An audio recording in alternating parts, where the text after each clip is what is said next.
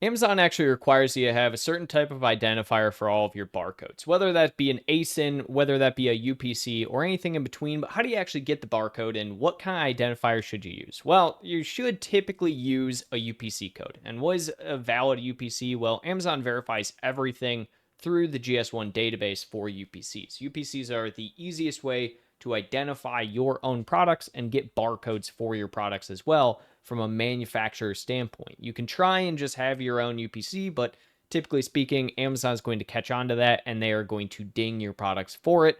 Or worst case scenario, someone could just go ahead and steal your UPC code at any time that they want.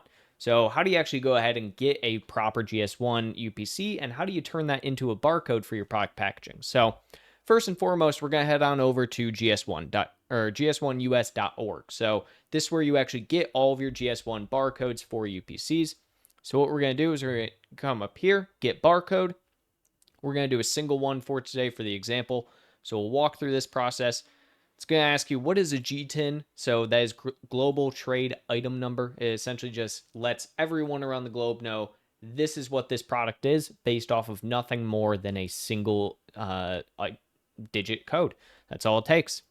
So for first, we're going to come over here. It's going to give you a lot of information, and it's going to essentially tell you everything about a GTIN, what you need to put where. So for brand name, what you need to know is it needs to be exactly the same as the actual brand you're selling under. It does not need to be the LLC name. It doesn't need to be anything. It should be, if you have a brand on Amazon, the brand registry trademark name. So for this purpose, we'll just go ahead with our age-old Age of Sage.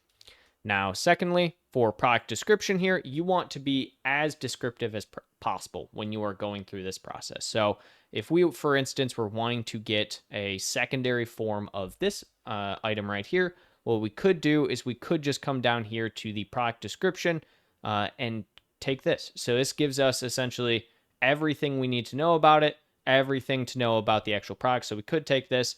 For simplicity purposes today, we're just going to do something simple. We're going to do naturally made and produced bar soap in a fruity peach mango scent for men. You know, something super simple, but the more descriptive that you can get in this product description, the better.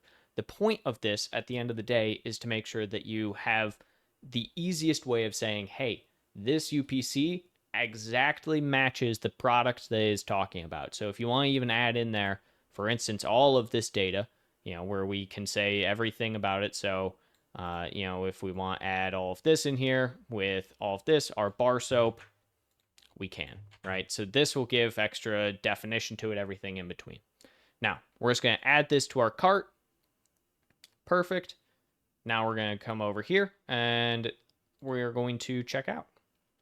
Now from the checkout page, you can see I already have some preloaded information here from before. So we're just going to do company name.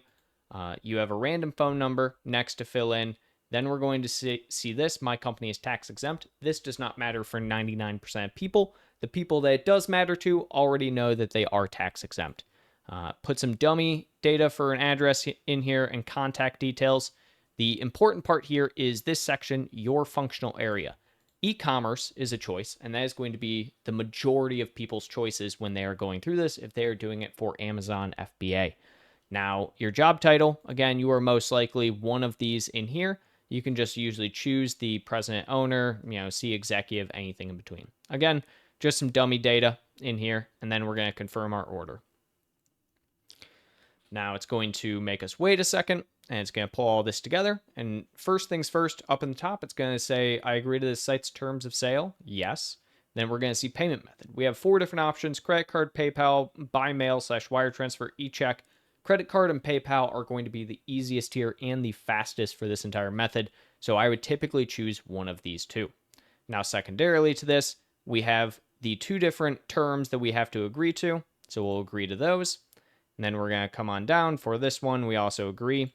And that's going to ask you for some information for the name and email address of the signee for these. So you'll fill all of this in there, and then you're going to choose your payment method, put in your payment terms, and you are going to submit your order.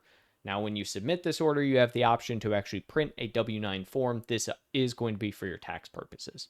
So assuming that you've gone through this process, you'll then be met with the screen for all of your UPC information. So once you actually have your UPC information, your UPC code, usually a 13-digit code, a GTIN is.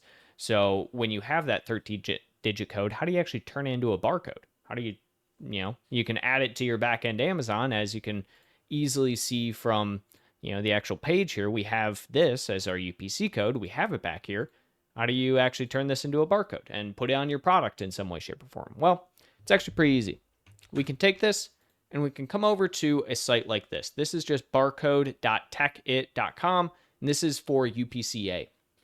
UPCA is the type of barcode that majority of products are going to have. It's what Amazon's going to want. It's the most easily scannable type of barcode. It is free to use this site. There is nothing wrong here. So you can just put in your UPC, you can refresh this, and it will actually just give you the barcode over on the right here. The cool part about this as well is that there's a lot of different options if you do need a very specific type of barcode. So for instance, EAN, which is typically used for things like books, is going to be over here as well. You can use it for that. You can also do things such as a GS1 data bar if need be.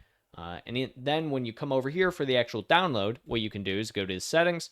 You can change the image format. So typically speaking, you're going to want a PNG for most product barcodes that you're going to be putting onto product packaging. So you can just do a PNG. You can change the resolution if you want.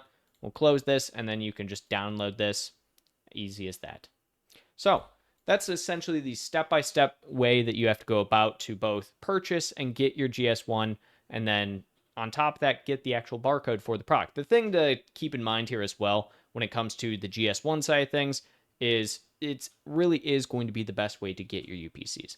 There are a lot of sites out there that you can go to that are, UPC generator sites, or buy 1,000 UPCs for $5. It does seem expensive to spend $30 on a UPC code or a GTIN code from GS1, but I can assure you, when selling on Amazon, you absolutely want to have valid UPCs. It will make your life a lot easier down the road.